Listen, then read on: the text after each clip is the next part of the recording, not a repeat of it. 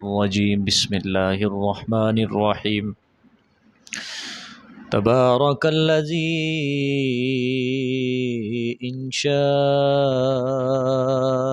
جعل لك خيرا من ذلك جنات تجري من تحتها الأنهار ويجعل لك قصورا بل كذبوا بالساعة وأعتدنا لمن كذب بالساعة سعيرا إذا رأتهم من مكان بعيد سمعوا لها تغيظا وزفيرا وإذا ألقوا منها مكانا ضيقا مقرنين دعوا هنالك سبورا لا تدعوا اليوم سبورا واحدا وادعوا سبورا كثيرا قل أذلك خير أم جنة الخلد التي وعد المتقون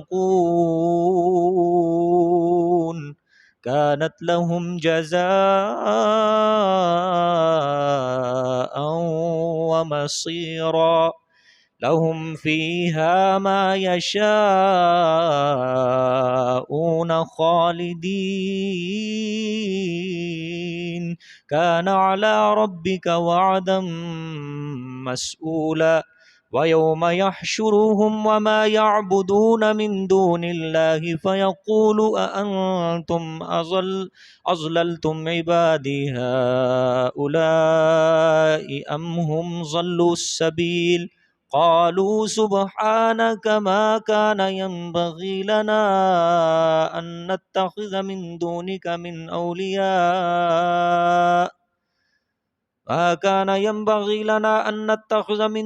من أولياء ولكن متعتهم وآباءهم حتى نسوا الذكر وكانوا قوما بورا فقد كذبوكم بما تقولون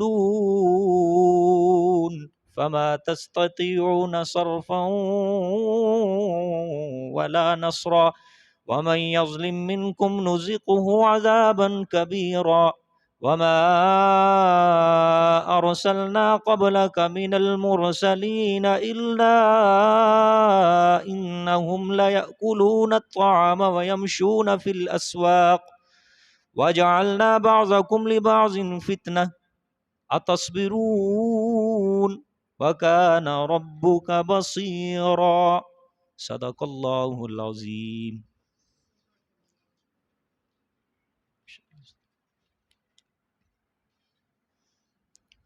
کل کے سبق میں سورۃ فرقان کا خلاصہ آپ حضرات کے سامنے بیان ہوا کہ یہ سورۃ فرقان سے لے کر سورۃ سبا تک اللہ تعالیٰ جس مضمون کے اوپر سب سے زیادہ زور دیں گے وہ یہی ہوگا کہ اللہ کے سوا برکات دہندہ کوئی ذات نہیں، برکتیں دینے والی ذات صرف اللہ پاک کی ہے. اسی لیے اللہ تعالیٰ نے سورۃ فرقان کو شروع کرتے ہوئے تبارک الذی نزل الفرقان علی عبدہ یہ دعویٰ فرمایا کہ بڑی برکت والی ذات ہے اللہ پاک کی، وہ ذات کہ جس نے اپنے بندے پر فرقان کو نازل کیا. قرآن کا دوسرا نام فرقان بھی ہے.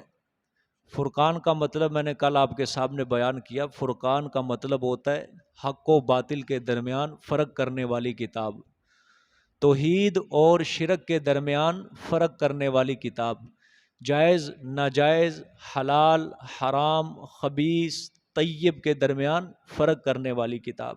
سمجھ آئی؟ اللہ اکبر. یہ دعویٰ جو ہے اس سورت کے اندر 3 مرتبہ کیا گیا ہے. یہی جو دعویٰ ہے تبارک کہ برکت والی ذات صرف اللہ کی ہے، یہ دعویٰ اس سورت میں کتنی بار ہے؟ 3 بار ہے.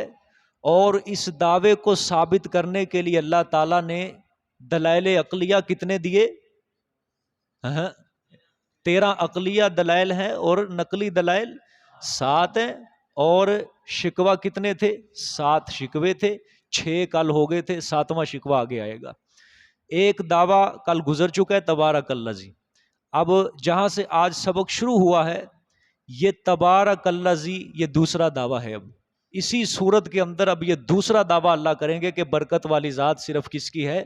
اللہ پاک کی ہے، ٹھیک ہے۔ اور نیز کل ایک شکوہ اللہ تعالیٰ نے مشرکین کے اوپر کیا کہ مشرک آپ صلی اللہ علیہ وسلم کے بارے میں یہ کہا کرتے تھے کہ یہ کیسا پیغمبر ہے جو کھاتا بھی ہے اور بازاروں کے اندر کسب معاش کے لیے چلتا ہے، یعنی اس کے اندر اور ہمارے اندر کوئی فرق ہی نہیں ہے، تو اس کو کیا خصوصیت حاصل ہے کہ اس کو نبی بنا دیا گیا، ٹھیک ہے۔ اب یہ دوبارہ اللہ تعالیٰ یہ تبارک الذی اب یہ دوسری بار اعادہ بھی ہے اور اس شکوے کا جواب بھی ہے، ٹھیک ہے۔ دیکھیں جی، تبارک الذی ان شاء جعل لک خیرا من ذلک جنات تجری من تحتها الانہار، بڑی برکت والا ہے اللہ، الذی وہ اللہ، ان شاء جعل لک خیرا اگر چاہے تو کر دے واسطے تیرے بہتر، من ذالک اس سے، یعنی جنات تجری من تحتها الانہار، یعنی باغات ایسے کہ جن کے نیچے چلتی ہوں نہریں، وَيَجْعَلْ لَكَ قُصُورًا اور کر دے تیرے لیے باغات، محلات، قصورا کا مطلب محلات، ٹھیک ہے۔ اللہ تعالیٰ نے یہ انہی کے اس شکوے کا جواب دیا ہے کہ مشرک کہتے تھے نا کہ اس کے لیے باغات ہوں، کوئی سونا ہو، کوئی چاندی ہو، کوئی باغات ہو جس سے یہ خود کھائے پیے، کم از کم محتاجی سے تو بچے، قسم معاش سے تو بچے، عزت کے ساتھ تو ایک جگہ بیٹھ کے کھائے۔ اللہ تعالیٰ نے فرمایا میرے پیغمبر اگر میں چاہوں نا تو اس سے بھی بہتر، یہ جو مشرک کہتے ہیں نا کہ دنیا کے اندر یہ ایسے ایسے باغات ہونے چاہیے، میں ان کی فرمائش سے بھی بہتر آپ کو جنات، میں آپ کو باغات دے سکتا ہوں، آپ کو بڑے بڑے محلات دے سکتا ہوں۔ یہ سمجھتے کیا ہے؟ ٹھیک، لیکن آپ صلی اللہ علیہ وسلم نے اس چیز کو پسند نہیں فرمایا تھا۔ حدیث پاک ہے کہ اللہ تعالیٰ نے خود فرمایا تھا آپ صلی اللہ علیہ وسلم سے کہ میرے پیغمبر اگر تو چاہے تو میں مکہ کے پہاڑوں کو تیرے لیے سونا بنا دوں، میں کنز بنا دوں، خزانہ بنا دوں، لیکن آپ صلی اللہ علیہ وسلم نے فرمایا یا اللہ مجھے اس کی ضرورت نہیں، میں تو چاہتا ہوں، میری تو خواہش یہ ہے کہ جس دن میں پیٹ بھر کر کھانا کھاؤں اس دن میں تیرا شکر ادا کروں، اور ایک دن میں بھوکا رہوں، اور جس دن میں بھوکا رہوں تیرے سامنے عاجزیاں کروں، تیرے سامنے رویا کروں، تیرے سامنے گڑ گڑاؤں میں۔ آپ صلی اللہ علیہ وسلم نے فقر کو پسند کیا ہے، فقر کو، قلندری کو پسند کیا ہے، درویشی کو پسند کیا ہے، سمجھ آئیے کہ نہیں؟ ہاں، آپ صلی اللہ علیہ وآلہ وسلم کو اللہ نے آفر کی تھی کہ میرے پیغمبر کر دیتا ہوں سب کچھ، خزانہ دے دیتا ہوں تجھے، لیکن آپ صلی اللہ علیہ وسلم نے فقر کو پسند کیا ہے، سمجھ آئیے کہ نہیں؟ یہ ایک اور حدیث بھی ہے، آپ صلی اللہ علیہ وسلم کی عادت مبارکہ تھی کہ یہ چاول پکاتے ہیں نا، چاول، اس کے نیچے وہ کھرچن وہ لگ جاتی ہے دیچکی کے ساتھ، جس کو پنجابی میں کروڑی بھی کہتے ہیں سمجھ آئی؟ وہ بڑی لذیذ ہوتی ہے چاولوں سے، آپ صلی اللہ علیہ وسلم اس کو بڑا پسند کیا کرتے تھے، اس کھرچن کو بڑا پسند کیا کرتے تھے۔ وجہ اس کی کیا ہے؟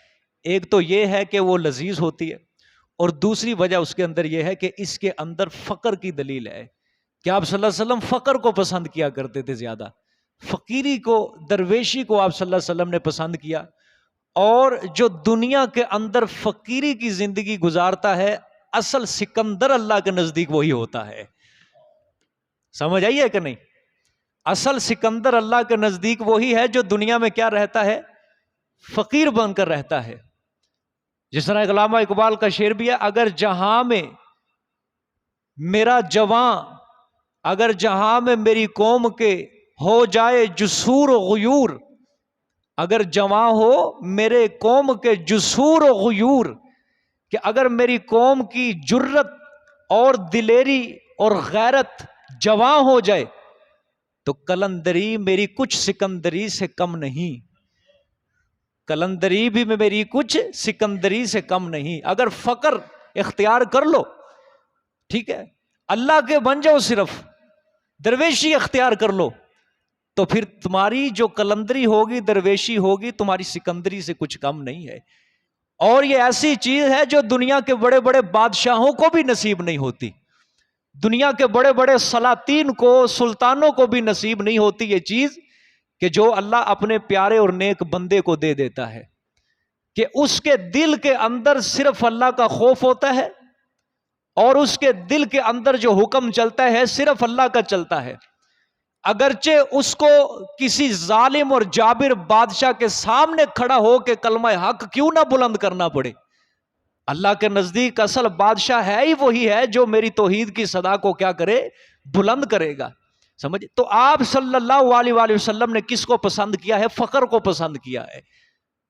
وگرنہ پیسہ تو صحابہ کرام جان مال لٹانے کے لیے تیار تھے آپ صلی اللہ علیہ وسلم کے پاس. حضرت عائشہ رضی اللہ تعالیٰ عنہ فرماتی ہیں ایک بار ہمارے پاس کچھ بھی نہیں تھا، 3-4 دنوں سے ہمارا چولہا ہی نہیں جلا، گھر کے اندر کوئی روٹی نہیں، کوئی پانی نہیں، سوائے پانی کے کچھ بھی نہیں، نہ دودھ نہ کوئی گوشت، کچھ بھی نہیں.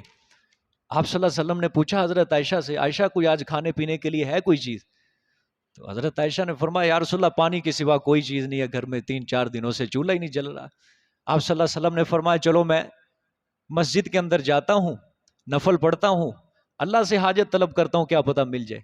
ابھی آپ صلی اللہ علیہ وسلم نفل پڑھ رہے ہیں، پیچھے سے حضرت عثمان رضی اللہ تعالیٰ عنہ آگے فوراً. حضرت عثمان کو پتا چلا کہ پیغمبر صلی اللہ علیہ وسلم کا چولہا نہیں جلا. اونٹ لے کے آئے، غلے کے بڑے بڑے بورے لے کے آئے، بڑی بڑے راشن لے کے آئے، آ کے آپ صلی اللہ علیہ وسلم کے حوالے کر دیا، حضرت عائشہ رضی اللہ تعالیٰ عنہ کو دے دیا. جب واپس آئے تو پوچھا یہ کون دے کے گیا ہے؟ حضرت عائشہ صدیقہ رضی اللہ تعالیٰ عنہ نے فرمایا یہ عثمان دے کے گیا ہے. پھر آپ صلی اللہ علیہ وسلم نے ہاتھ اٹھا کے حضرت کے لیے دعا فرمائی، یا اللہ میں عثمان سے راضی ہو چکا ہوں، تو بھی اس سے راضی ہو جائے یا اللہ پاک. سمجھے؟ میں اکثر جب احادیث کا مطالعہ کرتا ہوں صحابہ اکرام کے، خاص کر فضائل، کسی صحابی نے اتنی آپ صلی اللہ علیہ وسلم سے دعائیں نہیں لی جتنی حضرت عثمان نے دعائیں لی ہیں پیغمبر کی زبان سے، جتنی اور دعائیں بھی چھوٹی نہیں، بڑی بڑی دعائیں. جب آپ صلی اللہ علیہ وسلم مدینہ منورہ سے آئے، مکہ مکرمہ سے آئے، کنواں خریدا، آپ صلی اللہ علیہ وسلم نے فرمایا کون ہے جو اس یہودی کی ملکیت سے کنواں میری امت کے حوالے کرے، وقف کرے، ٹھیک ہے، بخیر منہا فی الجنہ، میں اس کو جنت کی ضمانت دیتا ہوں. حضرت عثمان کھڑے ہوئے، کنواں خرید کے لائے، اور یہاں بھی دعا کے مستحق ٹھہرے. اس کے بعد پھر حضرت عثمان رضی اللہ، مسجد نبوی کی جگہ نمازیوں کے لیے تنگ پڑ گئی، ساتھ ایک خالی ٹکڑا تھا. آپ صلی اللہ علیہ وسلم نے پھر اعلان فرمایا ہے کوئی جو مسجد کا خالی ٹکڑا میرے مسجد نبوی کے ساتھ کر دے، میں اس کو جنت کی ضمانت دیتا ہوں، بخیر منہا فی الجنہ. حضرت عثمان پھر کھڑے ہو گئے، پھر دعا کے مستحق بن گئے. اور ایک دعا تو ایسی ہے، ایک دعا ایسی ہے، صرف حضرت عثمان کے لیے وہ دعا کی آپ صلی اللہ علیہ وسلم نے، کسی اور کے لیے دعا کی ہی نہیں ہے. نہ حضرت علی، نہ حضرت عباس، نہ حضرت فضیل بن عباس، خاندان بنی ہاشم کے لیے کی نہیں وہ دعا، کسی صحابی کے لیے. اور بنو امیہ میں سے یہ جو صحابی تھے حضرت عثمان رضی اللہ تعالیٰ نے، اس کے لیے وہ دعا کی ہے. جیش العسرہ، جس کا دوسرا نام غزوہ تبوک ہے، ٹھیک ہے، غزوہ تبوک، سخت گرمی کے اندر یہ غزوہ پیش آیا، اور مسلمانوں کو چندے کی بھی بہت زیادہ ضرورت تھی، ٹھیک ہے. اور مقابلے کے اندر لشکر کون سا ہے؟ رومیوں کا لشکر، جس کے ایک ایک بندہ اسلحے سے پورا لیس، فوجی ٹریننگ شدہ تھے سارے ان کے، 1,00,000 رومی تھے مقابلے کے اندر، اور مسلمان 3,000 کا لشکر، 30,000 کا لشکر تھا، 30,000 کا لشکر. چندے کی اب ضرورت، آپ صلی اللہ علیہ وسلم نے فرمایا ہے کوئی جو 100 اونٹ بیمائے جنگی ساز و سامان کے جہاد کے اندر پیش کرے؟ حضرت عثمان رضی اللہ تعالیٰ نے اٹھ گئے، کہا یا رسول اللہ میں 100 اونٹ بیمائے جنگی ساز و سامان کے دینے کے لیے تیار ہوں. اچھا 100 اونٹ اور 30,000 کا لشکر کیا ہوتا ہے وہاں؟ آپ صلی اللہ علیہ وسلم نے پھر اپیل کی، 100 اونٹ بیمائے جنگی ساز و سامان کے ہے کوئی جہاد کے اندر دینے کے لیے تیار؟ کوئی نہیں اٹھا. دوسری بار پھر حضرت عثمان اٹھ گئے، سبحان اللہ. اچھا تیسری بار پھر اپیل کی، تیسری بار پھر اپیل کی، کوئی نہیں اٹھا. آپ صلی اللہ علیہ وسلم نے تیسری بار اپیل کی ہے کوئی جو 100 اٹھ بیمائے جنگی ساز و سامان کے. تیسری بار پھر حضرت عثمان اٹھ گئے.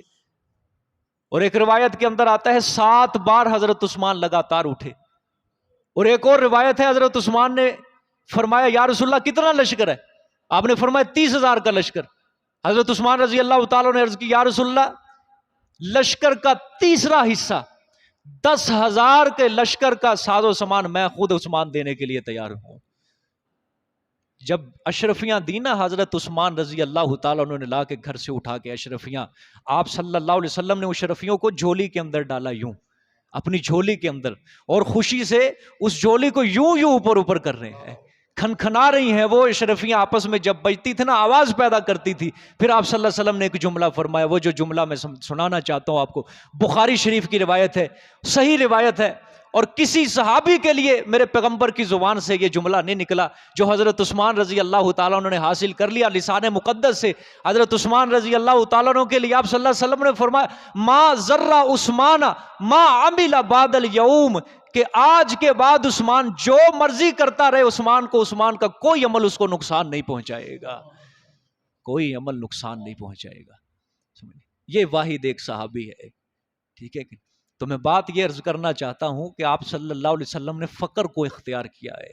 سمجھ آئیے، فقر کو اختیار. حضرت ابو بکر صدیق نے بھی فقر کو اختیار کیا ہے. حضرت عمر رضی اللہ تعالیٰ عنہ نے بھی فقر کو استعمال کیا ہے، فقر کو اختیار کیا. اور حضرت ابو بکر صدیق رضی اللہ تعالیٰ عنہ خلیفہ تھے، اقتدار تھا، حکومت تھی. مرض الوفات کے اندر کیا حکم دیا تھا؟ مرض الوفات کے اندر حضرت ابو بکر صدیق رضی اللہ تعالیٰ عنہ نے فرمایا اپنی بیٹی عائشہ سے کہ میری بیٹی، میرے پاس جو یہ 2 چادریں ہیں نا جن کو میں رات کو اوپر لپیٹ کے سو جاتا ہوں، انہی چادروں کے اندر مجھے کفن دے دینا. حضرت عائشہ نے فرمایا کہ ابا جان آپ امیر المومنین ہیں، ہم آپ کے لیے نئی چادریں لے کے آئیں گے یمن سے، ان کے اندر آپ کو کفن کریں گے. حضرت ابو بکر صدیق نے فرمایا نہیں، وہ نئی چادریں مدینہ کی کسی بیوہ کے کام آئیں گی، مجھے اسی پرانی چادروں کے اندر کفن دے کے مجھے آپ صلی اللہ علیہ وسلم کے پہلو کے اندر دفنا دینا. اور حضرت عمر رضی اللہ تعالیٰ عنہ یہ تو ویسے ہی مسکین تھے، غریب تھے، اگرچہ 24 لاکھ مربع میل کا یہ حکمران تھا لیکن مسکین تھے. اور آپ کو پتہ ہے حضرت عثمان رضی اللہ تعالیٰ عنہ نے ایک بیوی کو اسی وجہ سے طلاق دی تھی. حضرت عمر نے، اس بیوی نے خود ہی کہا تھا کہ مجھے طلاق دے دے. وجہ کیا تھی؟ بابا میں چاہتی ہوں اونچی خواہشیں، اور تو مسکین ہے، تو غریب ہے، میرا تجھ سے نباہ نہیں ہو سکتا، مجھے طلاق دے. حضرت عمر نے طلاق دے دی. فقیری کو اختیار کیا ہے، مسکینی کو اختیار کیا ہے. سمجھ، اگرچہ 24 لاکھ مربع میل کا حکمران ہے لیکن گھر میں کھانے کے لیے پھر بھی سوکھی لسی پکتی ہے، وہی لسی ملتی ہے بس. تو دیکھ لو حکومتیں کر گئے کہ نہیں. وہی بات اقبال والی، سمجھ آئیے، اگر جواں ہو میری قوم کے جسور و غیور، کلندری میری کچھ کم سکندری سے نہیں. سمجھ آئیے، میری درویشی اللہ کے نزدیک جو ہے وہ سکندری سے کم نہیں ہے. اصل دنیا کے اندر میں نے جو فقر اختیار کیا، جو درویشی اختیار کی، یہی اللہ کے نزدیک میں بادشاہ بن چکا ہوں دنیا کے اندر. ہاں سمجھ آئی ہے. آگے دیکھیں جی، بل کذبوا بالساعة وآتدنا لمن کذب بالساعة سعیرا. تخویف اخروی ہے. اور اس آیت میں اللہ تعالیٰ نے بتایا ان منکرین کا منشا بیان کیا کہ آخر وجہ کیا ہے، یہ لوگ آپ کی تکذیب کر رہے ہیں.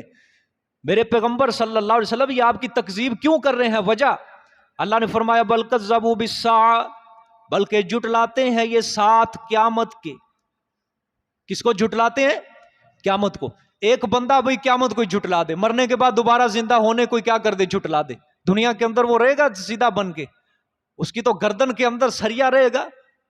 ٹھیک ہے، تکبر کے اندر، غرور کے اندر اس کو پتا کہ بس میں نے مرنے کے بعد نہیں اٹھنا. وہ کب سیدھے اعمال کرے گا؟ جس طرح آج ہمارے مسلمانوں کا حال ہو چکا ہے، موت کو ہی بھول چکے ہیں، دنیا کے اندر غفلت کے اندر مبتلا ہو چکے ہیں. کوئی پرواہ نہیں ہے مرنا یا نہیں مرنا، کوئی پرواہ نہیں ہے کہ قیامت آئے گی بھی یا نہیں آئے گی. ٹھیک ہے، جاتی نہیں ہے فکر آخرت. اللہ نے فرمایا جھٹلاتے کس وجہ سے ہیں؟ کہ کس کو جھٹلا رہے ہیں؟ یہ قیامت کو جھٹلا رہے ہیں. وَآتَدْنَا لِمَنْ كَذَّبَ بِالسَّاعَةِ سَعِيرًا، اور ہاں جو پھر قیامت کو جھٹلائے گا، اور تیار کر دیا ہم نے واسطے اس انسان کے جس نے جھٹلایا قیامت کو. کیا تیار کیا؟ سعیرہ، آگ. جو پھر قیامت کو جھٹلائے گا، پھر ہم اس کے لیے کیا تیار کر رکھا ہے ہم نے؟ آگ کو. ان کا خیال ہے عزت و کرامت کا جو دار و مدار ہے یہ دنیا ہی ہے، بس اسی دنیا کے اندر جو مل گیا کھا لیا پی لیا پیٹ بھر لیا، بس مرنے کے بعد دوبارہ کوئی زندگی نہیں ہے. اس لیے یہ قیامت کے منکر بنے بیٹھے ہیں اور حق سے کیا ہے؟ منحرف ہیں، انحراف کر رہے ہیں. آگے شدت نار اللہ تعالیٰ نے بیان کی ہے. شدت نار، اذا رأتهم من مکان بعید سمعوا لها تغیظا وزفیرا. شدت نار، جہنم کی آگ کی شدت اللہ نے بیان کی ہے. اللہ اکبر. جب دیکھے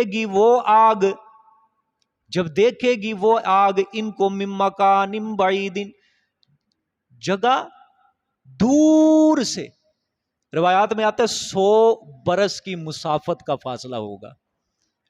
100 برس کی مسافت کا فاصلہ جہنم دیکھے گی نا اپنے اندر آنے والے کو. سمعوا لها تغیظا وزفیرا، تو ایسی جوش میں آئے گی جہنم کہ سنیں گے وہ واسطے اس کے جوش. تغیظا جوش، وزفیرا وخروش. ٹھیک ہے، خروش فارسی کا لفظ ہے، اس کا مطلب آواز. جوش بھی ہوگا اور آواز بھی، دونوں میں فرق ہے. جوش اور ہوتا ہے اور آواز اور ہوتی ہے. جوش و خروش یعنی جوش بھی ہوگا آواز بھی ہوگی. یا دوسرا ترجمہ اس کا یہ بھی کیا گیا ہے جھنجھلانا اور چلانا. ٹھیک ہے، جھنجھلانا اور چلانا. یعنی اللہ نے فرمایا اس دوزخ کی صفت کیا ہوگی کہ ان منکرین کو جب وہ قیامت والے دن دیکھے گی 100 برس کی مسافت سے، تو ان کو دیکھ کر ہی جہنم بھڑک جائے گی. ظالمو آ جاؤ، اللہ کی توحید کا انکار کیا تھا تم نے، دنیا کے اندر شرک کرتے رہے، اللہ کے علاوہ نبیوں کو ولیوں کو مشکل کشا حاجت روا سمجھتے رہے، کفر گھڑ کے اندر مبتلا رہے، اللہ کی توحید کی طرف تم نہیں آئے. آ جاؤ، آج میں بھی تمہارے اوپر جوش و خروش کے ساتھ مسلط ہونا چاہتی ہوں. سمجھ؟ اچھا، اللہ نے کیا فرمایا؟ اذا رأتہم، کہ جب دیکھے گی وہ آگ ان کو جگہ دور سے تو جوش مارے گی. ٹھیک ہے، آگے دیکھیں جی. وَإِذَا أُلْقُوا مِنْهَا مَكَانًا ضَيِّقًا مُقَرَّنِينَ دَعُوا هُنَالِكَ ثُبُورًا. اور جب ڈالے جائیں گے اس جہنم سے، اور جب ڈالے جائیں گے منہا اس جہنم سے، مکان ضیقن، جگہ تنگ پر. اچھا، جہنم میں ڈالا جائے گا، جگہ بھی وسیع نہیں ملے گی، تنگ کوٹری ملے گی ان کو. ایک تو ویسے ہی باعث عذاب ہے، اللہ معاف کرے، اور پھر تنگ کوٹری کے اندر چلے جانا. ٹھیک ہے، اور یہ اس سے بھی زیادہ کیا ہے؟ بڑا عذاب ہے. ٹھیک ہے کہ نہیں؟ اللہ اکبر. جس طرح جیل کے اندر انسان چلا جائے یہ ایک علیحدہ ذلت ہے، اور جیل کے اندر تنگ کوٹری مل جائے یہ ایک علیحدہ ذلت ہے. ٹھیک ہے، ہمارے ایک عالم تھے، بہت بڑے شہید ہو گئے، اللہ ان کو جنت نصیب کرے. یہ میاں والی کی جیل ہے جو لاہور، یہ میاں والی، یہ بڑی سخت جیل ہے پنجاب کی. وہ جب جیل سے رہائی کے بعد آئے، انہوں نے کہا جیل کے اندر مجھے رکھا گیا تنگ کوٹری کے اندر، اس کے اندر صرف میں کھڑا ہو سکتا تھا، بیٹھ نہیں سکتا تھا، اور کھڑا ہو کے بھی ارد گرد لوہے کی سلاخیں چونچ بری لگی ہوئی تھیں، ادھر بھی ادھر بھی ایسے چونچ بری. اور نہ اگر انسان جھکنا بھی چاہے تو سلاخیں پیچھے بجتی ہیں، بس کھڑا ہے دن رات. اور اگر روٹی آتی تھی اوپر سے گراتے تھے، اگر پکڑی گئی ہاتھ سے ٹھیک ہے، نیچے گر گئی بس اٹھا نہیں سکتے اس کو. ہاں، حق والوں نے ایسی جیلیں بھی برداشت کی ہے.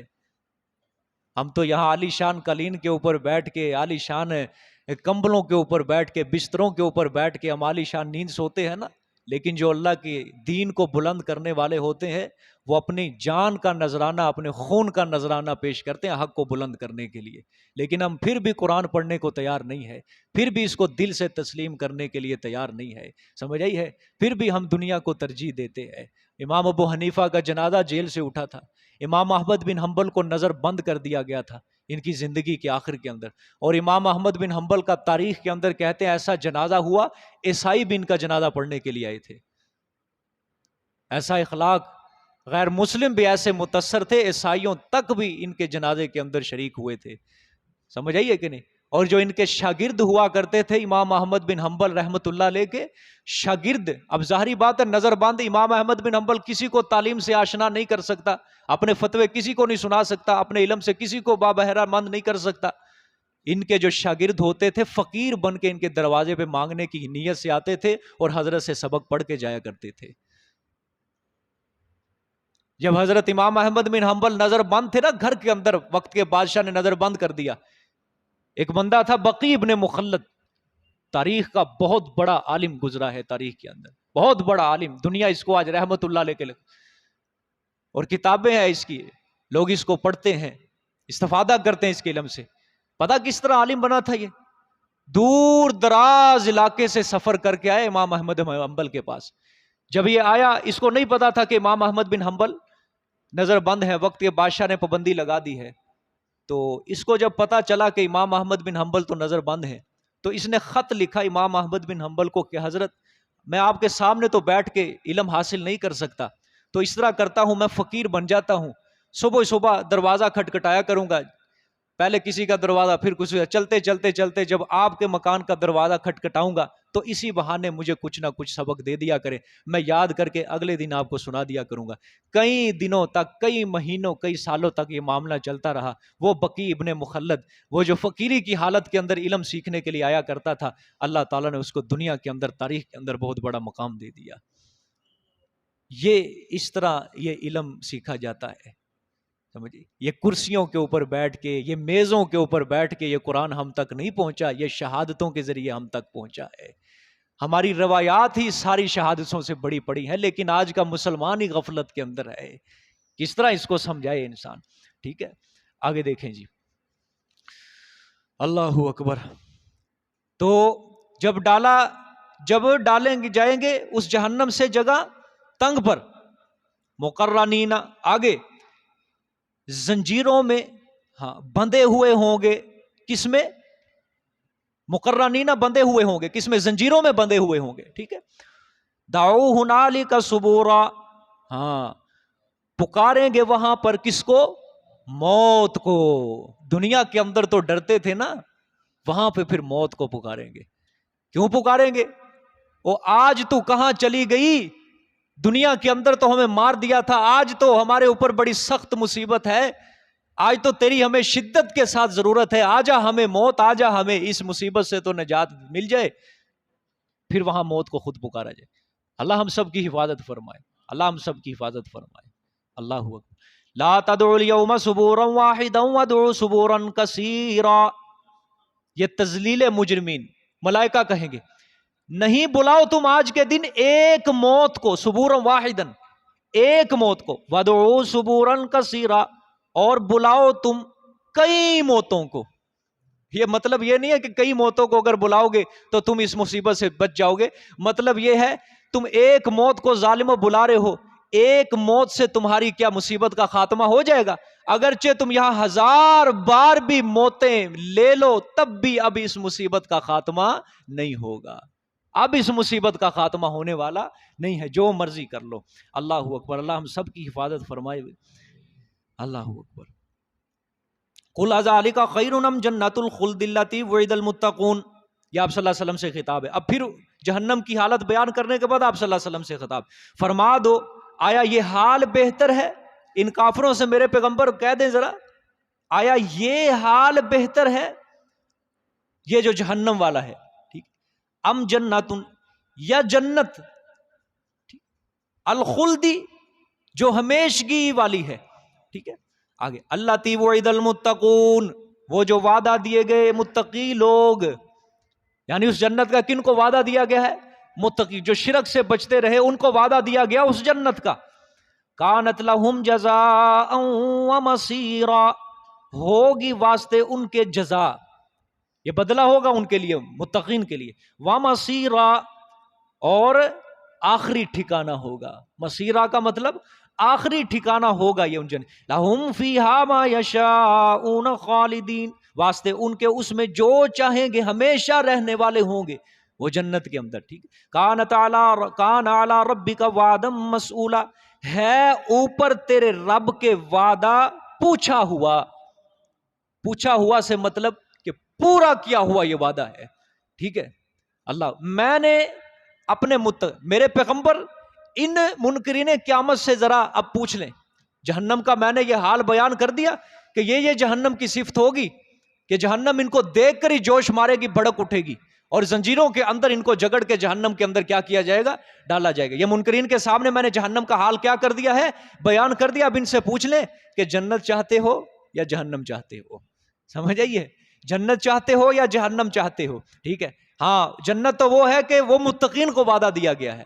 اور ظالمو تم شرک کر رہے ہو، کفر کر رہے ہو، یہ وعدہ تمہارے ساتھ نہیں ہے، بلکہ جو شرک سے بچتے ہیں، جو میری توحید کو مانتے ہیں، ان سے میں نے وعدہ کیا جنت کا. اور وہ جنت ایسی ہوگی کہ یہ ان کے لیے بدلہ ہوگا اور یہ ہمیشہ کے لیے ٹھکانہ ہوگا. وہ اس جنت کے اندر ہمیشہ کے لیے رہنے والے ہوں گے. جو چاہیں گے وہ چیز ان کو وہاں پہ کیا ہوگی؟ میسر ہوگی. سمجھ آئیے کہ نہیں؟ جو چیز نئے نقش بھی حتیٰ کہ جنت کے اندر اگر اپنے بنانے ہو نا، وہ بھی جنت کے اندر میسر ہوں گے. ٹھیک ہے کہ نہیں؟ اللہ اکبر. اللہ تعالیٰ حدیث میں آتا ہے، حضرت علی رضی اللہ تعالیٰ عنہ سے روایت ہے کہ آپ صلی اللہ علیہ وسلم نے فرمایا کہ جنت کے اندر صبح صبح جب انسان اٹھے گا تو آئینے کے سامنے کھڑا ہوگا، اس کی 100 شکلیں بنیں گی. کتنی؟ 100 شکلیں. اور ہر شکل خوبصورت سے خوبصورت شکل ہوگی اس کی. یعنی اس کی ایک شکل ہر روز خوبصورت شکلیں بن رہی ہیں. ٹھیک ہے. اور اللہ اختیار دیں گے اس کو کہ جس شکل کو آج کے دن تو اپنانا چاہتا ہے، پسند کرنا چاہتا ہے، وہ شکل تو اختیار کر لے، پسند کر لے. وہ بندہ وہی شکل کیا کر لے گا؟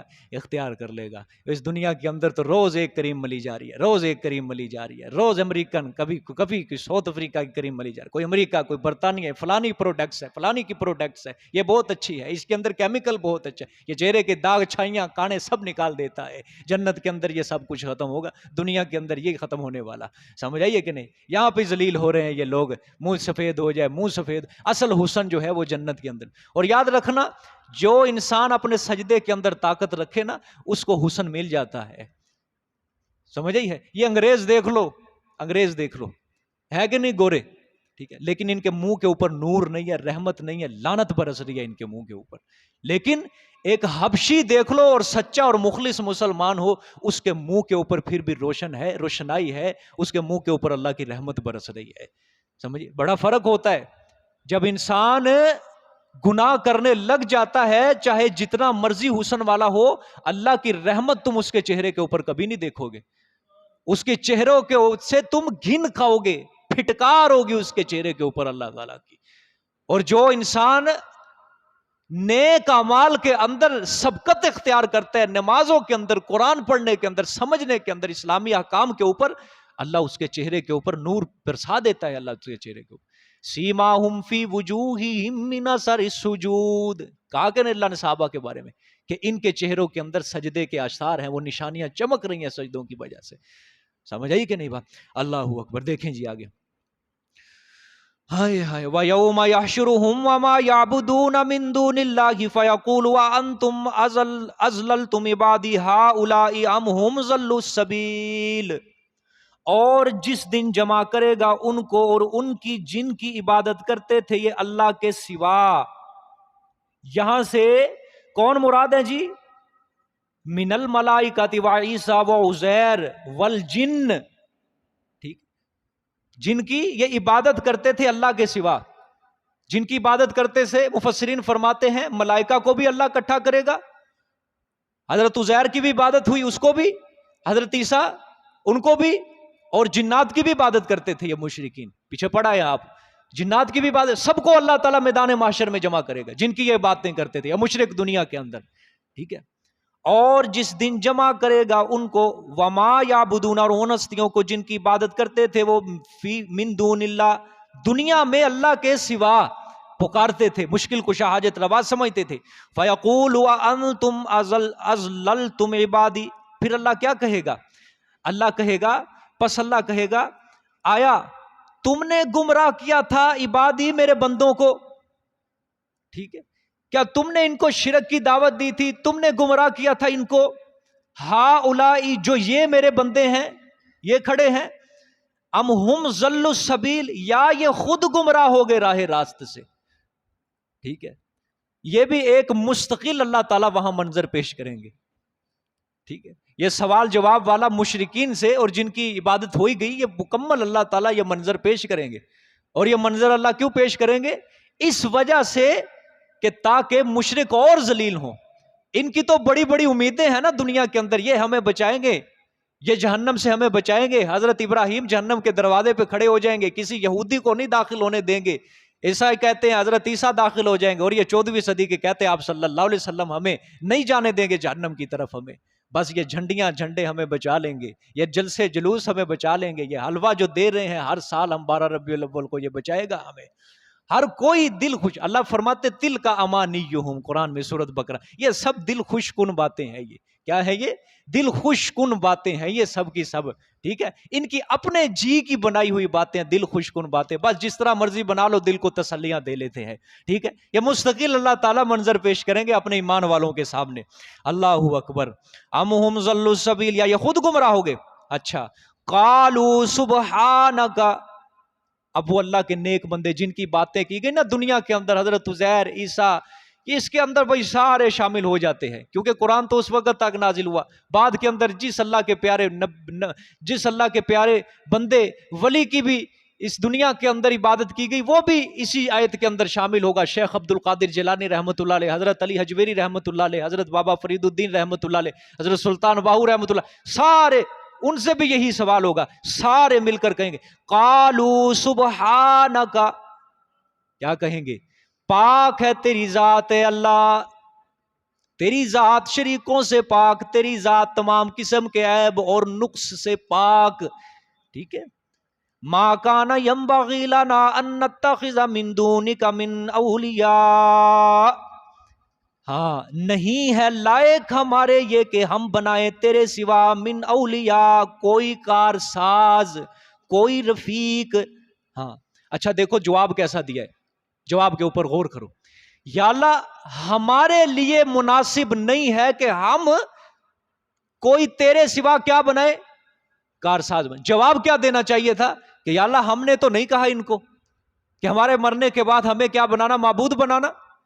جواب تو یہ بنتا، جواب کیا دیا؟ یا اللہ ہمارے لیے یہ جائز ہی نہیں کہ ہم دنیا کے اندر تیرے سوا کسی کو الہ مانتے. مطلب کیا ہے؟ یا اللہ دنیا کے اندر تو ہمارا خود اپنا عقیدہ توحید والا تھا، تیرے سوا ہم کسی کو الہ نہیں مانتے تھے، تیرے سوا ہم کسی کو معبود نہیں مانتے تھے، تیرے سوا ہم کسی کو سجدے کے لائق نہیں مانتے تھے. ہم کس طرح ان کو کہہ سکتے تھے کہ تم اللہ کے سوا ہمیں بھی الہ مانو، اللہ کے سوا ہماری بھی باتیں کرنا ہمارے مرنے کے بعد؟ ہم یہ بات کس طرح کہہ سکتے تھے؟ ہمارے لائق نہیں ہے یا اللہ، ہم تو خود تیرے سوا دنیا کے اندر کسی اور کو نہیں پکارا کرتے تھے. سمجھ آئیے کہ نہیں بات؟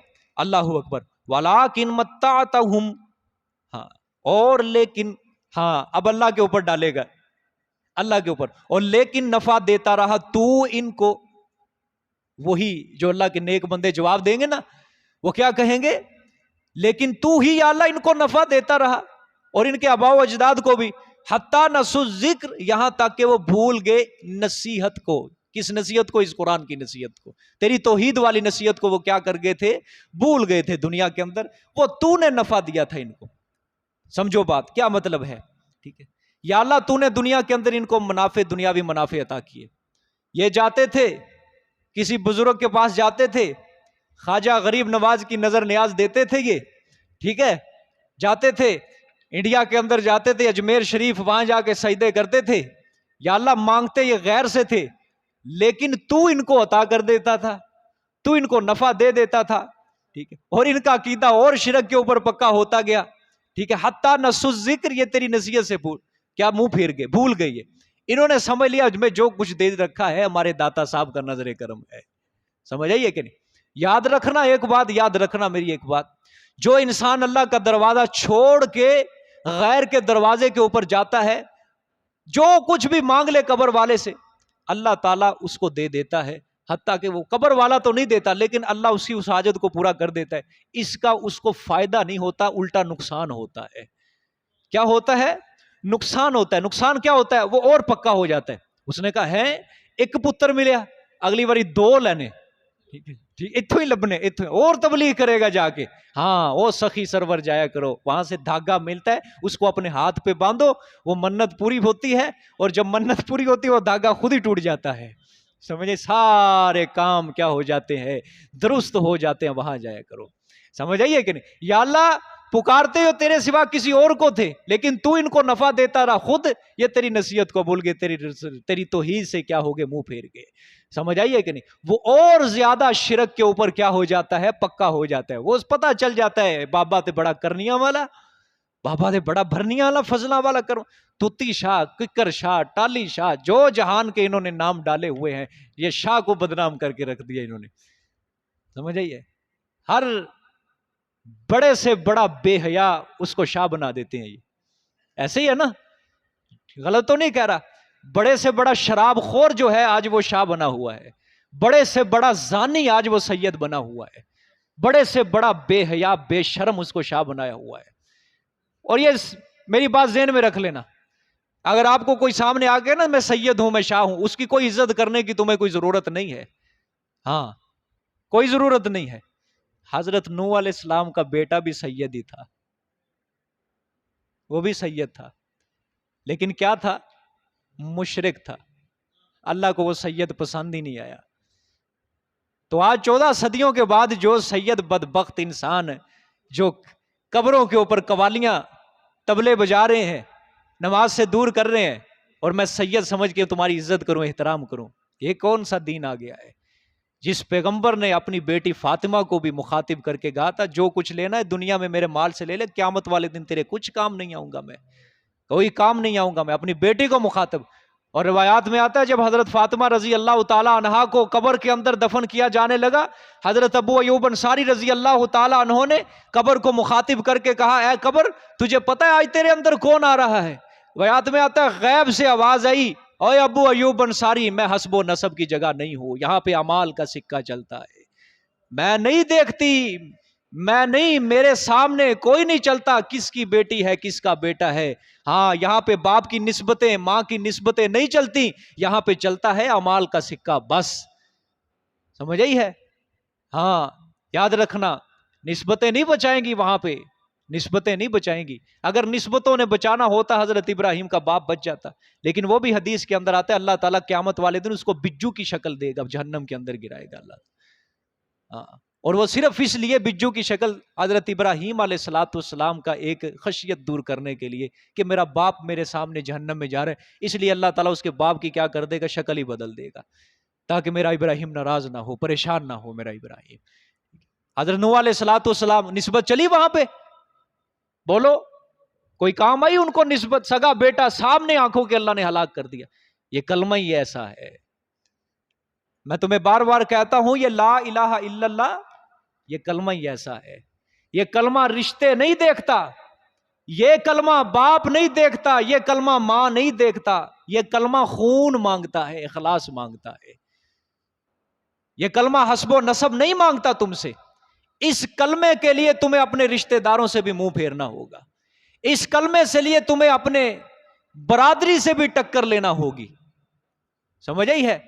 باقی سب دنیا کا مال جائیداد پیسہ سب کچھ وہم و گمان ہے، سب کچھ ختم ہو جانے والا ہے، صرف یہی کلمہ باقی رہے گا بس. اور جو تمہاری خیر کے لیے نجات کا بھی کیا بنے گا، ذریعہ بنے گا. اقبال نے دولت پیسہ مال ان سب چیزوں کو بتان وہم و گما کہا ہے. اقبال نے بتان وہم و گما. اقبال کہتا ہے یہ مال و دولت دنیا یہ رشتوں پہ وند بتان وہم و گما، یہ سب بت ہیں جو تو نے اپنے دل کے صنم خانے کے اندر سجائے ہوئے ہیں. اصل چیز لا الہ الا اللہ. بولو سارے کیا ہے؟ لا الہ الا اللہ. اصل چیز اقبال کہتا ہے صرف لا الہ الا اللہ ہے بس. یہ بت نہیں ہے، یہی اصل روح ہے اس کائنات کی. سمجھ آئیے کہ نہیں؟ اقبال کہتا ہے یہ کلمہ فصل گلو لالا کا نہیں پابند. یہ کلمہ، یہ لا الہ الا اللہ والا کلمہ فصل گلو لالا کا نہیں پابند. ہاں، اقبال کہتا ہے اس کلمے کو حجروں کے اندر محدود نہ کرو، اس کلمے کو چار دیواری کے اندر بند نہ کرو، اس کلمے کو اپنے علاقائی قید کا اسیر نہ بناؤ. یہ کلمہ جو تھا صفا پہاڑیوں کے اوپر گونجا تھا، اور یہ کلمہ وہاں سے چلا بدر تک پہنچا، پھر بدر سے چلا احد تک پہنچا، پھر احد سے چلا یرموک تک پہنچا، یرموک سے چلا قادسیہ کے میدان میں پہنچا، قادسیہ سے چلا یہ کلمہ شاملی کے میدان میں پہنچا، یہ شاملی کے میدان سے ہوتا ہوا بالا کوٹ تک پہنچا، پھر بالا کوٹ سے ہوتا ہوا یہ کندھار تک کابل تک پہنچا، اور قاتل مار کے بھی شرمندہ ہے، مقتول شہید ہو کر بھی فخر کرتا ہے اس کلمے کیوں۔ یہ کلمہ فصل گلو لالا کا نہیں پابند، بہار ہو کہ خزاں لا الہ الا اللہ، سمجھ آئی ہے؟ لا الہ الا اللہ، الا اللہ، سمجھ آئی ہے؟ پھر اقبال کہتے ہیں اگرچہ بت ہے جماعت کی آستینوں میں، ہائے اگرچہ بت ہیں، بت کسو کہا ہے؟ اور یہ مورتیاں نہیں، یہ زبان کے بت، مال کے بت، سونا چاندی، یہ ثقافت، سیاست، یہ سارے بت ہیں جو ہم نے اپنی آستینوں کے اندر رکھے ہوئے ہیں، سمجھ آئی؟ اگرچہ بت ہے جماعت کی آستینوں میں، مجھے ہے حکم اذاں لا الہ الا اللہ۔ اصل چیز کیا ہے؟ بولو سارے اونچی آواز سے، لا الہ الا اللہ، یہی کلمہ باقی رہنے والا ہے۔ پھر اقبال آخر میں کہتا ہے یہ دور اپنے براہیم کی تلاش میں ہے، یہ دور ابراہیم، کون ابراہیم؟ جس نے اللہ کی توحید کو بلند کرنے کے لیے سب سے پہلے اپنے باپ سے ٹکر لی، اپنے رشتہ داروں کو چھوڑا، اپنے باپ کو چھوڑا، اپنے گھر کو چھوڑا، اپنے وطن کو چھوڑا، حتیٰ کہ ایک وقت ایسا آیا کہ وقت کا نمرود جس نے خدائی کا دعویٰ کیا، اس نے آ کے تخت کے اوپر بیٹھا، سیاسی لٹیرے بیٹھ گئے، پارلیمنٹ کے وزیر مشیر بیٹھ گئے، اور اکیلا ابراہیم اللہ کی توحید کی صدا کو بلند کرتے ہوئے آگ کے اندر چھلانگ لگا رہا ہے، اور جس کا ابراہیم بن گیا وہ ابراہیم کا بن گیا۔ ہاں، یہ دور اپنے براہیم کی تلاش میں ہے۔ ہاں، آج تم یتیم خانوں کے اندر محدود ہو چکے ہو، تسبیح خانوں کے اندر محدود ہو چکے ہو، بس ایک جگہ بیٹھ کے تسبیح کرو، سبحان اللہ، اللہ اکبر، الحمدللہ۔ اقبال کہتا ہے یہ دور اپنے براہیم کی تلاش میں ہے، ہاں، تسبیح خانوں کے اندر۔ پھر بخت مسلم ایک مدت تجھ کو سوتے ہو گئی، لیکن ہو رہی ہے وہ اذاں، کون سی؟ وہ یہ ملا والی اذان نہیں، ہاں، یہ ملا والی اذان نہیں، وہ اذان اللہ اکبر، وہ جو میدان جہاد کے اندر ایک مجاہد کی زبان سے اللہ کا روب کفر کے دل میں ڈالنے کے لیے وہ اللہ اکبر، وہ اذان بلند کی جاتی ہے، وہ مراد ہے۔ ہو رہی ہے وہ اذان، کون سی؟ بولو اونچی آواز سے، اللہ اکبر۔ ہو رہی ہے وہ اذاں، اٹھ دولت بیدار بن۔ ہاں، سمجھ آئیے کہ نہیں؟ اقبال کیا کہتا ہے؟ ہاں، پرواز دونوں کی سی ایک فضا میں، ہاں، کرگس کا جہاں اور ہے شاہی کا جہاں اور۔ کرگس، شاہین، دونوں پرندے کمال کے شکاری ہیں، لیکن دونوں کا جہان کیا ہے؟ الگ۔ اب اقبال اگلا جملہ تشبیہ دیتا ہے، ہاں، الفاظ و معانی میں تفاوت نہیں لیکن ملا کی اذاں اور مجاہد کی اذاں اور۔ دونوں کی اذان کے اندر کوئی فرق تو نہیں، لیکن مولوی کی اذان اور ہے، مجاہد کی اذان اور ہے۔ ہو رہی ہے وہ اذان، بولو بولو شاباش، کون سی؟ اللہ اکبر۔ اٹھ دولت بیدار بن۔ کتنی مدت ہوگی آج مسلمانوں کو سوتے ہوئے؟ یہ دور پھر اپنے براہیم کی تلاش میں ہے۔ ہاں، وہ پاؤں مسلے دے رہے ہیں تیری ایک ایک پنکھڑی، یہودیوں کے پاؤں، ہندوؤں کے پاؤں، فلسطین کے اندر کن کی بیٹیوں کے دوپٹے کو اڑایا جا رہا ہے؟ بول، عیسائی، یہودی؟ نہیں، میری اور تیری بہن کے دوپٹے کو اجاڑا جا رہا ہے وہاں پہ. بوسنیا چیچنیا کے حالات تمہارے سامنے ہیں. کس کی ماؤں کے سہاگ اجڑ گئے وہاں پہ. کشمیر کے اندر کن بچیوں کی عزتوں کو پامال کیا جا رہا ہے. پاؤں مسلے دے رہے ہیں تیری ایک ایک پنکھڑی. پھول بننا بعد میں اس وقت نو کے خار بن. یہ نئے نقش بعد میں سنوارنا. سمجھے؟ یہ اچھے کپڑے، یہ جوتا پہن لینا، یہ بنگلے بنا لینا، یہ پھول بعد میں بن لینا. اس وقت نو کے خار بنو، نو کے خار بنو، مجاہد بنو اس وقت. ہاں چل رہی ہے آندھیاں، طوفان ایک آنے کو ہے. تاریخ اپنے آپ کو دہراتی ہے. جس طرح آج سے کئی سال پہلے چنگیز خان کا طوفان آیا نا، مسلمانوں کی کھوپڑیوں کو اڑا کے رکھ دیا تھا اس نے. ہلاکو خان کا طوفان آیا، مسلمانوں کی کھوپڑیاں اڑا کے رکھ دیا اس نے. اور آج ہم مسلمان پھر اسی موڑ کے اوپر آ چکے ہیں. امریکہ کو اپنے اوپر مسلط کر لیا ہم نے، ڈالروں کو اپنے اوپر مسلط کر لیا. کفر کی آندھیاں چل رہی ہیں ارد گرد. اب تو اسرائیل کو بھی تسلیم کرنے کی سازشیں شروع ہو چکی ہیں. چل رہی ہیں آندھیاں، طوفان ایک آنے کو ہے. چیختے ہیں ذرے ذرے، کوہ بن کوہسار بن. او کائنات کا ذرہ ہے مسلم، تجھے چیخ چیخ کے کہہ رہا ہے ان نازک حالات کے اندر تجھے پہاڑ جیسی ہمت دکھانے کی تجھے ضرورت ہے. تجھے اس وقت کوہ بن کوہسار بن. پھر تجھے ایک بار کرنی ہے جہاں کی رہبری. ہے ہماری مسلمانوں کیا جہاں میں رہبری ہے؟ کہیں کسی خطے کے اندر دکھاؤ کہیں مسلمان رہبر ہو کسی قوم کا، کہیں نہیں نظر آئے گا تمہیں. پھر تجھے ایک بار کرنی ہے جہاں کی رہبری. اٹھ خدا کا نام لے پھر علم بردار بن. پھر کیا بن؟ علم بردار. او جھنڈا ہاتھ میں لے اسلام کا. یہ صاحب تبل و علم، صاحب تبل و علم، صاحب سیف و قلم. تبل کسے کہتے ہیں؟ تبلا. یہ وہ تبلا نہیں جو قوالی کے اندر تیرے جن بجاتے ہیں، وہ تبلا نہیں. ہاں جنگ کے اندر جہاد کے لیے کوٹا جاتا ہے یہ مجاہدین کی صفوں کو سیدھا کرنے کے لیے. صاحب تبل و علم، صاحب سیف و قلم. ہاں بارہا بن چکے ہو اے جان من ایک بار بن. اور پہلے تم بڑی بار مسلمانوں ہاتھ تلوار کے اندر اٹھا چکے ہو، لیکن بڑی مدت ہو گئی، ایک بار پھر وہ صاحب سیف و قلم بن جاؤ. اٹھا لو تلوار، اس لا الہ الا اللہ والے کلمے کو کیا کر دو، بلند کر دو دنیا کے اندر. اسی لیے اقبال کہتا ہے یہ دور اپنے براہیم کی تلاش میں ہے، لیکن صنم کدا ہے جہاں، صنم کدا ہے جہاں. سب بت بن گئے آج، سب کے ہوش و حواس ختم ہو گئے. آج کسی کو کوئی پتا نہیں میں کس مقصد کے لیے آیا تھا.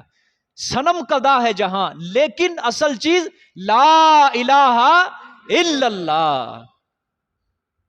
اللہ اقبال کی سوچ مسلمانوں کے دل میں زندہ کر دے. بڑا نظریہ دے گیا. اور یہ اللہ کا شکر ہے وہ پاکستان بننے سے پہلے فوت ہو چکا ہے. یہ اللہ کی رحمت ہے اس کے اوپر بڑی. اگر وہ پاکستان بننے کے بعد رہتا نا، اس کی سوچ اسی کی تھی نا، یہ ملک الگ بنے. لیکن اگر وہ اس وقت مسلمانوں کے حالات دیکھ لیتا نا، پتہ نہیں اس نے کیا اور کیا کہنا تھا. مار کے رکھ دیتا شرم سے ہم مسلمانوں کو اقبال. اور اس کی شاعری صرف نظریاتی کے اوپر.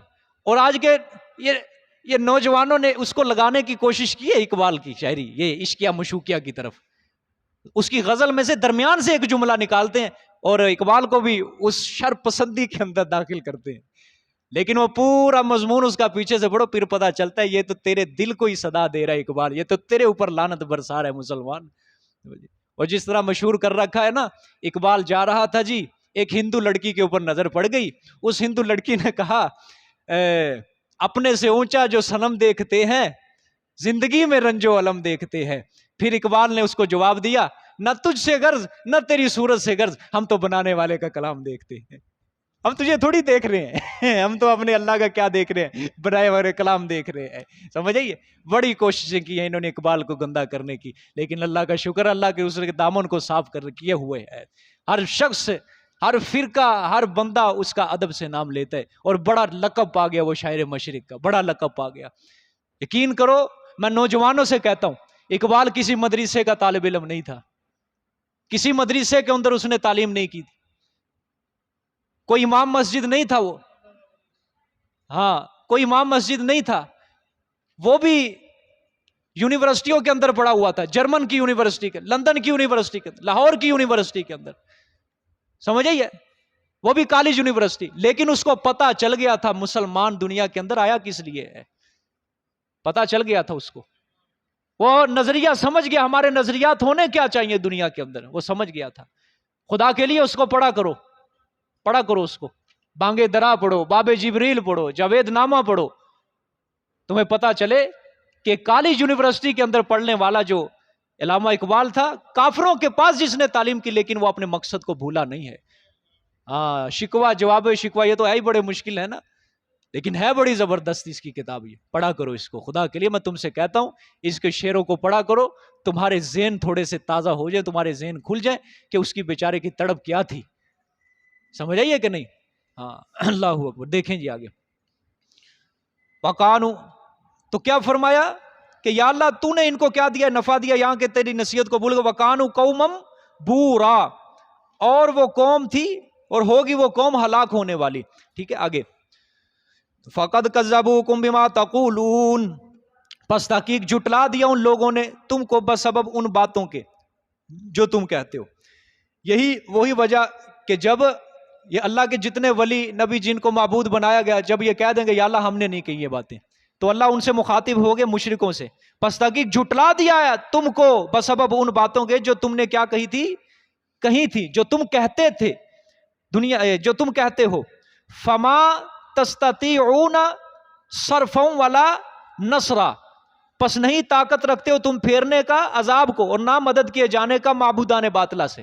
اللہ نے فرمایا دیکھ لو تمہارے سامنے جھٹلا دیا نا تم کو، ہو گئے ذلیل، ہو گئے رسوا، لیکن اب تم میرے عذاب، یہ جو ہستیاں جن کو تم پکارتے تھے نا، اب نہ یہ تم سے میرا عذاب دور کر سکتی ہیں یا نہ یہ تمہاری مدد کر سکتی ہیں، کسی بات کے اوپر قادر نہیں ہے یہ۔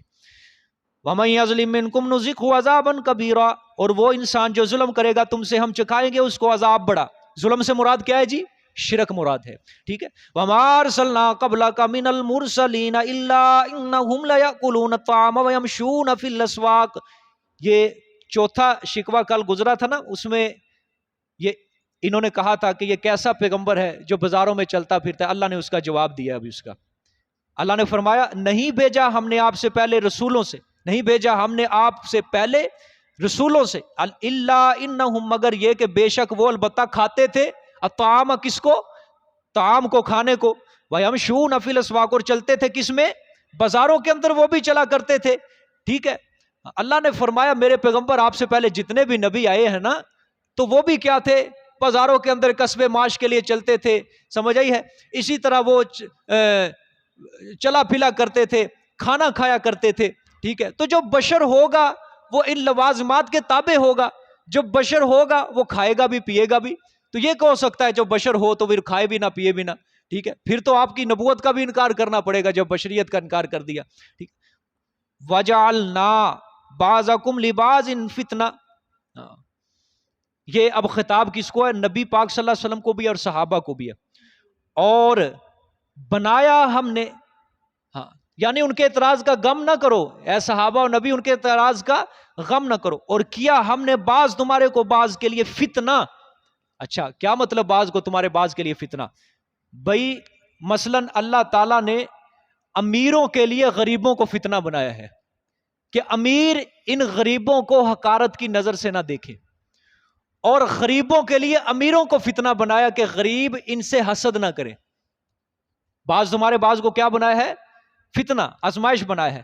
تو انبیاء کو بھی ہم نے تم جیسی صورت دے کر تمہارے لیے ہم نے انبیاء کو بھی آزمائش بنا دیا کہ یہ لوگ دیکھیں اور غور کریں کہ ہم میں اور ان کے اندر کیا فرق ہے، آزمائش بنا دیا۔ تو آگے فرمایا اتصبرون، یہ خطاب ہے صحابہ سے بھی آپ صلی اللہ علیہ وسلم، آیا تم صبر کرو گے؟ مطلب یہ تانے دیتے ہیں نا، یہ کیسا پیغمبر ہے، نبی پاک صلی اللہ علیہ وسلم کی تکذیب کرتے ہیں، تو یہ تانے کے اوپر اے صحابہ اے پیغمبر آیا تم صبر کرو گے؟ ٹھیک ہے۔ وَقَانَ رَبُّكَ بَصِيرًا، اور ہے تمہارا رب دیکھنے والا، مطلب کیا؟ کہ یہ میں دیکھنا چاہتا ہوں کہ تم کس حد تک صبر کرتے ہو. یہ جو تان و تشنیع دے رہے ہیں کافر، ان کے تان و تشنیع کو بھی میں دیکھ رہا ہوں، اور جو تم صبر کرو گے میں تمہارے صبر کو بھی کیا کروں گا، دیکھوں گا، اور ہر کسی کو اس کے عمل کے مطابق کیا دوں گا، جزا و سزا دوں گا، کیونکہ تمہارا رب کیا ہے، ہر وقت دیکھنے والا ہے. جزاک اللہ جی. اللہ اس سپارے کو اپنی بارگاہ میں قبول و منظور فرمائے. جی بھی کتنے سپارے رہ گئے جی؟